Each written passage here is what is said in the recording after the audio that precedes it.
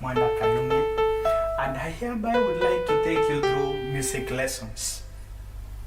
I will be using the ABRSM syllabus, and to start with, I'll do grade 1 ABRSM level 1 or lesson 1. Sorry. In the lesson 1, we are going to look at the staff notation, and I will start by saying that we have various methods of notating music, but mostly we will use the staff notation method. We have others like the solfa notation, but the staff notation is commonly used because almost all instruments use this kind of notation to notate their music. Also, many composers would prefer the staff notation because it doesn't have many weaknesses as compared to the solfa notation. And to start with, we are going to look at the music staff and the notes. Welcome. Staff notation in music. Music is written down in several different ways around the world, as we have said. In the West, most instruments use a method called staff notation.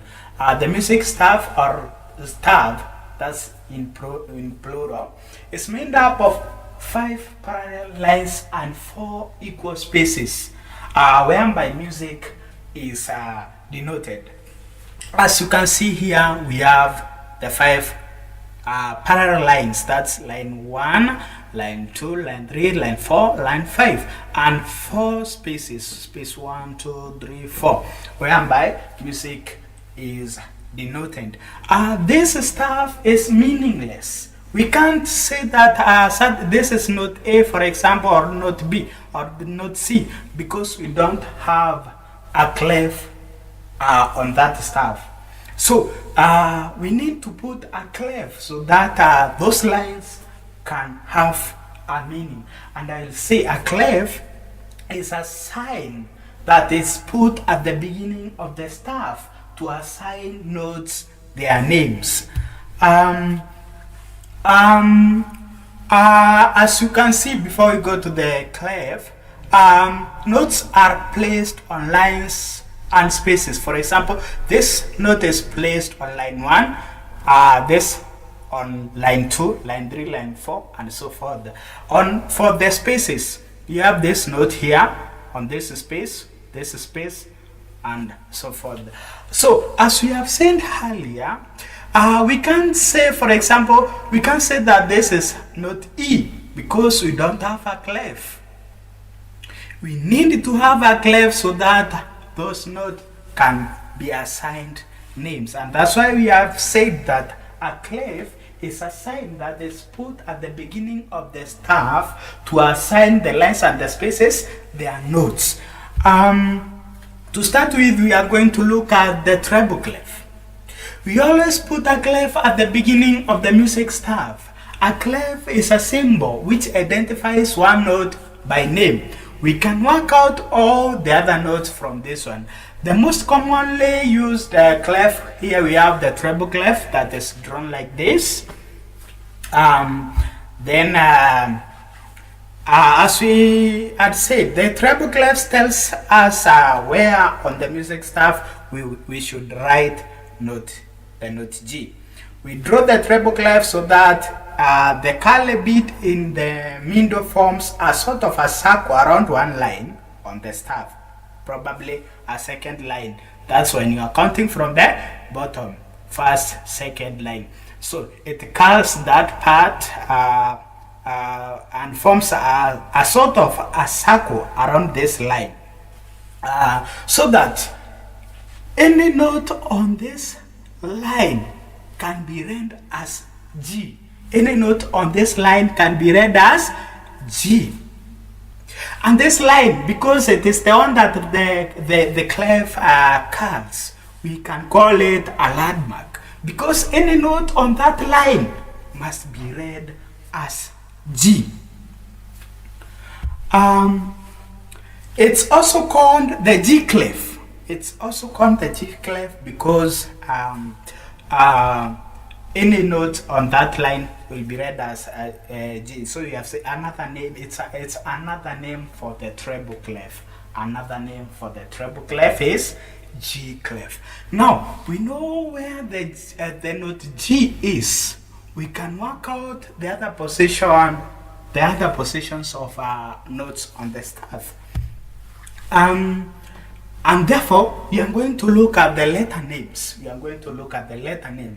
In music theory, we use the letter names A to G to identify notes. You have A, B, C, D, E, F, G. And when we go to G, we don't go to H. We start repeating with the A.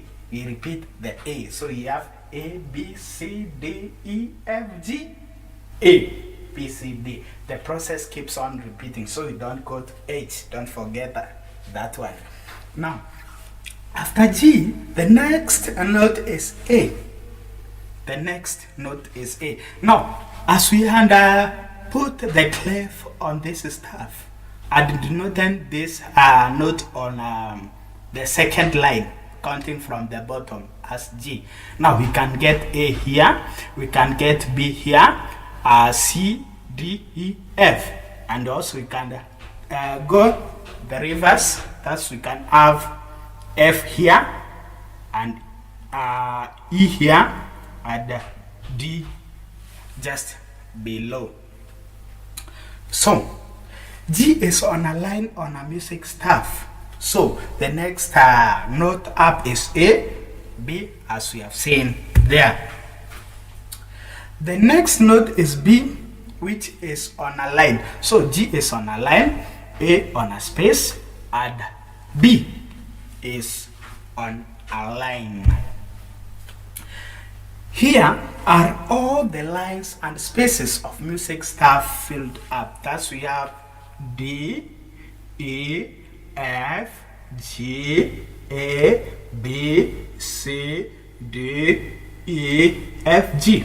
But sometimes learners find it difficult to tell which line is this, even without looking, without counting from G. Sometimes you need to use formulas so that you can be able to remember them. But once you become familiar with them, once you familiarize with them, you can tell which line is this without even having to count from G and so forth. What are examples of these formulas? You can use, for example, for the lines. Every good boy deserves football or deserves fine. You can even create yours. So that's for the lines. Every good boy deserves football or does fine. That's for remembering the lines. Every to stand for this line, E, gun to stand for G, boy to stand for B, deserves or does to stand for D, fine or football to stand for F. You can learn the notes in the spaces by memorizing. That's D face, the face to resemble your face. So you can remember that for the spaces we have D face G.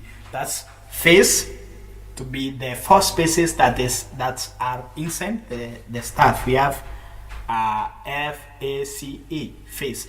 And remember, just below E you have D. So you have D space D, and outside the staff, the other side we have G. So you can say D face G. Having said all that, then we can look at something called middle C. The note which comes before the first D in this series is called middle C. It's called middle C. On a piano keyboard, it's the C nearest to the keyhole. the key nearest to the keyhole. As if you can see this part, we have the keyhole. Just before it, that's where we have middle C. That is where we have middle C. Middle C is written under the staff with a short line through the notes. You can think of this line as an extension of the staff. The short line is called a Lenger line, and that brings us to another term. What is a Lenger line? A Lenger line is a short line below or above the staff that is used to denote notes whose rate is outside the staff. Allow me to show you different forms of Lenger lines. That's as we have said. A Lenger line can be, this is a staff, can be above the staff or below the staff. Now we can place notes just above the staff to see that's where above the treble we have A just above. Then we can also have them below the staff, that is middle C. That's when you have them below the staff. So Lenger lines can be as many as possible. You can also have them, but there is always what musicians do to avoid these Lenger lines, that's having different types of clefs. And in the next lesson we shall be learning about the bass clef. For example, instead of notating this one like that, that's having a lot of Lenger lines, we can have another stuff that is for that range. Allow me to go back to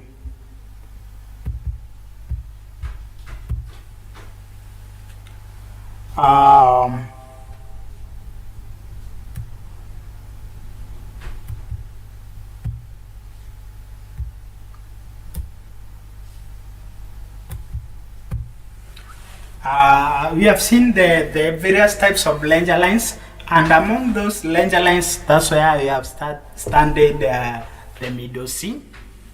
And we shall learn more about Lenger lines as we proceed.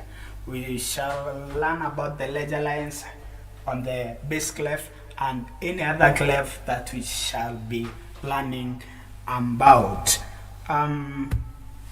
This is the end of lesson 1. I have been your tutor, Justus Mwenda Kalunge. Here is my WhatsApp number in case you would like to ask a question. You can refer to that. You can also ask a question on the comment section, but remember to quote your address or by any method that I can get back to you so that I can be able to answer you.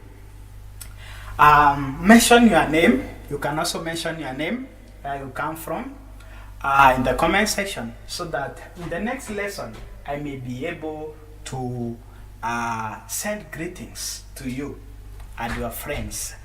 Kindly don't forget to subscribe, like, comment, and share the link with your friends who would like to learn with us, so that we may be able to achieve it in music. Bye.